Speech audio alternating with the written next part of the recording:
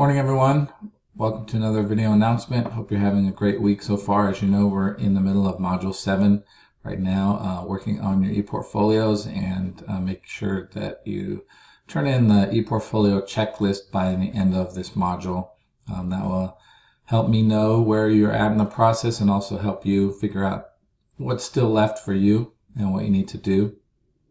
For those of you who took General Studies course or MDS at an earlier point, please check the template that I have in the ePortfolio resources. The template that I'm asking you to use has a separate subpage for each of the 6 outcomes.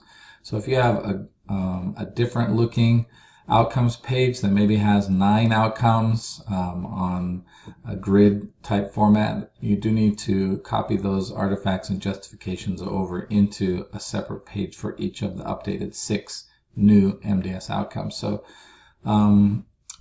pay attention to that if you have created a different earlier version of your ePortfolio, or if you've not created one before, take time, as you hopefully have been doing in this module, to get that started and on the way. If you have questions, please let me know. There will be another ePortfolio workshop coming up, but that will be in November as the final ePortfolio comes due. So it'd be a good idea to get some work done on this now before it gets too close to the due date.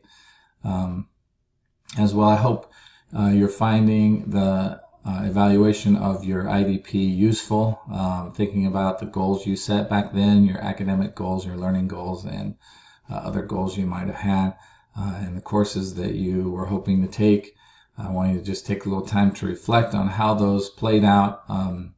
Were your goals smart enough?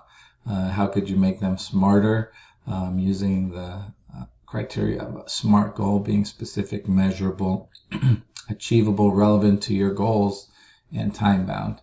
I think that's a very useful tool to take with you once you graduate, the ability to set specific goals for yourself and to keep those. So hopefully looking back on your IDP will help with that process.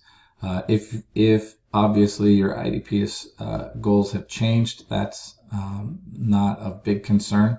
One concern you might have is if the courses that you justified that you ended up not taking those, you do need to let Alexis know, although I think she's probably on top of that because we would need to do an academic adjustment for your IDP before you can graduate. So that's just a little detail to keep in mind. Coming up in Module 8, we're going to be looking at a couple things. The first is e-resumes, which is kind of like a resume, but it's not text-based. It's more like a web page using images and pictures to get across the idea of your experiences, your qualifications, etc. So there are several sites that you can choose from to pick to use for the e-resume creation. So just go through the resources we have on there. The link for that e-resume should be uploaded to your ePortfolio in the resume section by when the e-resume is due. I think that's due at the end of Module 9. So we're going to start working on it in this module. We'll be doing it in the next module. The other big assignment that we have is our project proposal, our final summary of what we're doing, either as a research paper or as a project direct project that you're doing for your service learning. So that needs to be filled out by the end of this module that's opening today. I do need to see the sources that you found that support your project or your paper in there as well. And so you'll see the template there that you need to be filling out. Hopefully you've been doing that already, so you're not pushed at the last moment. It does take a little bit of time to get that done.